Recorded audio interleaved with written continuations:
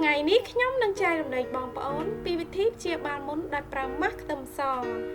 ម៉ាស់លាបមុខនេះនឹងជួយប្រឆាំងនឹងមុនស្នាមខ្មៅនិងជួយការពារភាពចាស់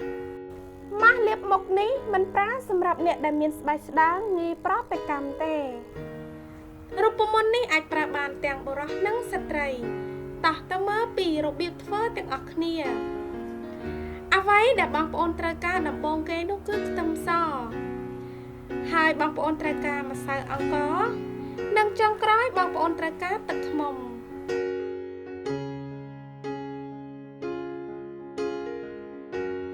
ដំបូងបងប្អូនត្រូវកិនឬឈូសខ្ទឹមសឲ្យម៉ត់ខ្ទឹមសមានសារធាតុប្រឆាំងនឹងបាក់តេរីប្រឆាំងនឹងមេរោគប្រឆាំងនឹងវីរុសនិងសារធាតុសម្លាប់មេរោគអាស៊ីលីនជួយសម្លាប់បាក់តេរីដែលបង្កឲ្យកើតមុនវាក៏ជួយកាត់បន្ថយការហើមនិងរលាកនិងធ្វើឲ្យឈាមរត់បានល្អផលប្រយោជន៍សំខាន់បំផុត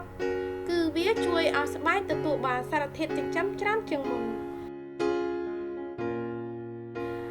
បន្ទាប់មកដាក់ម្សៅអង្ករ2ស្លាបព្រាបាយ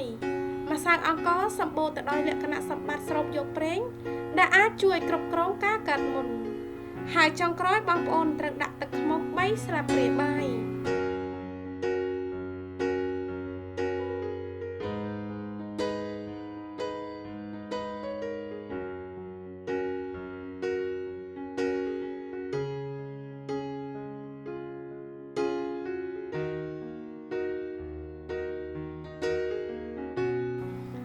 ច្របល់គ្នាឲ្យបានសព្វល្អ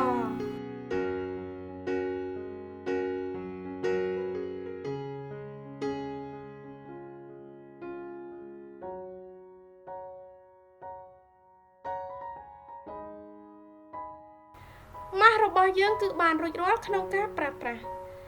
ដំបូងត្រូវលាងមុខឲ្យបានស្អាតជាមុនសិនបន្ទាប់មកលាបវាថ្នមៗនៅលើផ្ទៃមុខបងប្អូនគួរប្រើម៉ាស់លាបមុខនេះនៅពេលយប់មុនពេលចូលគេងការប្រើម៉ាស់ខ្ទឹមសនេះនឹងជួយកាត់បន្ថយជាតិខ្លាញ់ដែលលើសនិងការពារស្បែកស្ងួត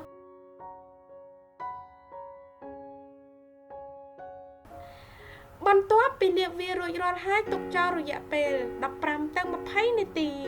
លាងជម្រះចេញជាមួយទឹកធម្មតាលាបក្រែមផ្ដល់សំណើមដែលបងប្អូនប្រើរាល់ដងប្រើរូបមន្តនេះ3ទៅ4ដងក្នុងមួយសប្តាហ៍ដើម្បីទទួលបានលទ្ធផលល្អបំផុតជាមួយនឹងការប្រើប្រាស់ជាប្រចាំបងប្អូននឹងសម្គាល់ឃើញថាស្បែករបស់បងប្អូនមានសភាពទន់